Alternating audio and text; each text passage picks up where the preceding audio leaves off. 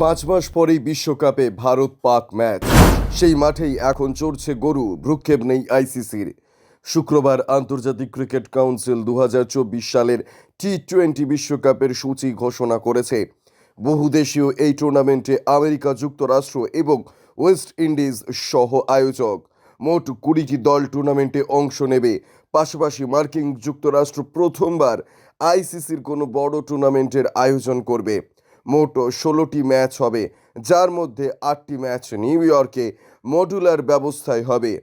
Nassau county international cricket stadium, যেটির নির্মাণ কাজ এখনও শেষ হয়নি, সেখানে 9 জুন হবে ভারত পাকিস্তান ম্যাচ। পাকিস্তানের খেলা ছাড়াও শেষ হওয়ার আগে ভারত একই মাঠে আয়ারল্যান্ড এবং মার্কিন যুক্তরাষ্ট্রের সঙ্গে খেলবে।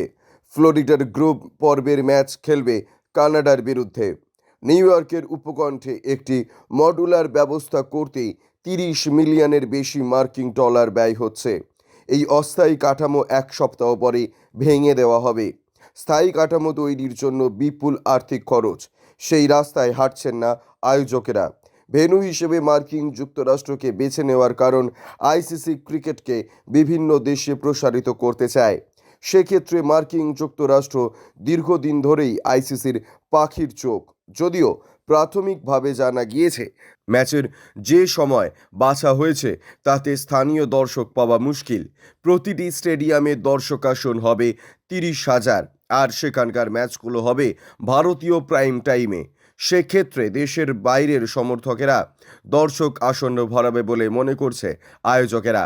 তার মধ্যে ভারত পাকিস্তান ম্যাচ হতে পারে স্থানীয় সময় সকাল 10টার দিকে, কিন্তু যেখানে খেলা হবে সেই নাসাউ কাউন্টি নিউ ইয়র্ক শহর থেকে বেশ দূরে।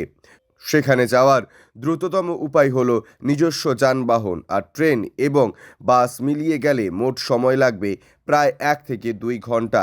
ম্যাচের দিনগুলোতে যানজট বেশি হওয়ার সম্ভাবনা, তাই নাসাউ কাউন্টির দিকে যাওয়ার সময় বেশি লাগবে বলে মনে করছেন স্থানীয়বাসীরা। ব্যুরো রিপোর্ট, ইউজে নিউজ।